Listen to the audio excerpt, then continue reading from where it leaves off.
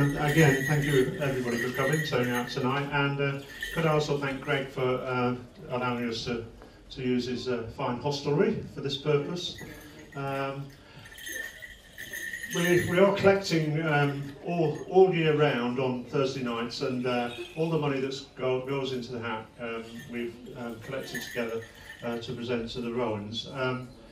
One of the chaps asked why the Rowans, and I heard somebody else say it's because we could all end up there one day. So it is, it is a cause that's close to our hearts. If I could introduce you to Sarah Bryant.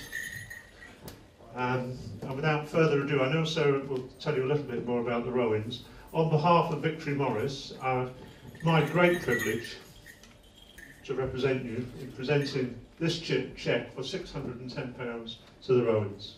Thank you all very much. Thank you.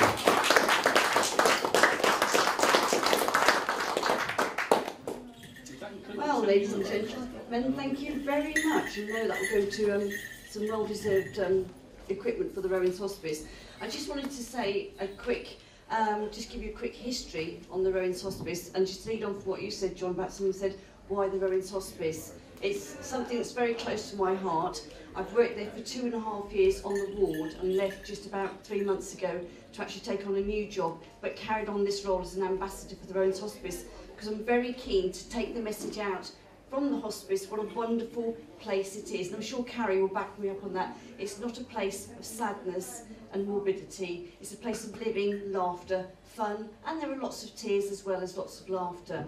But the money that you presented this evening will actually go forward and to add towards our coffers, because I'm not sure whether you're aware of this, but the Rowans Hospice was only built about 15 years ago, and it's designed for the residents of Portsmouth and for South East Hampshire. It's a local charity, it's independently run, and it relies heavily on voluntary contributions. The money we actually get from the NHS is only about 19% of the funds that we need, which are £3.7 million a year to run. It costs about £7,000 a day to keep a patient, along with all the support staff in the hospice itself. So this money will go towards a lot of equipment and running stuff.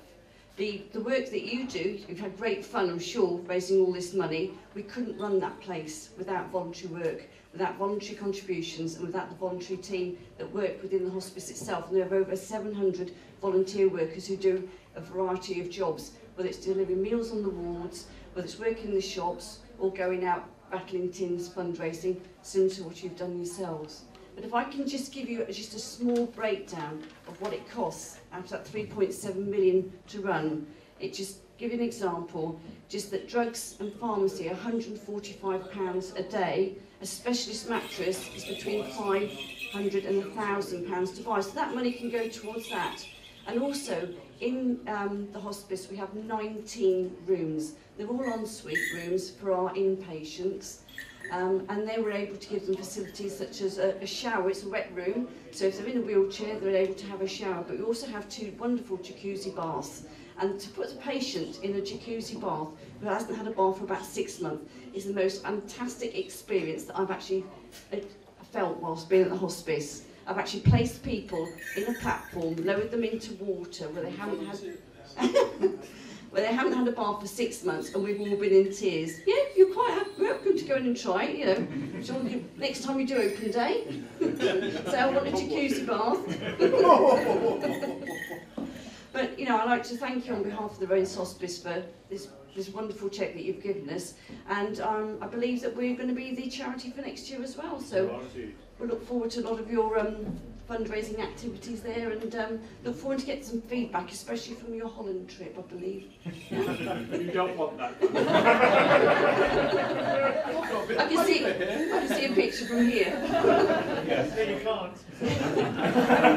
I'm more than happy to chat to you. I'll answer any questions if you've got them about the hospice at all, or about the work that we do there. But thank you very much. Thank you. Sarah.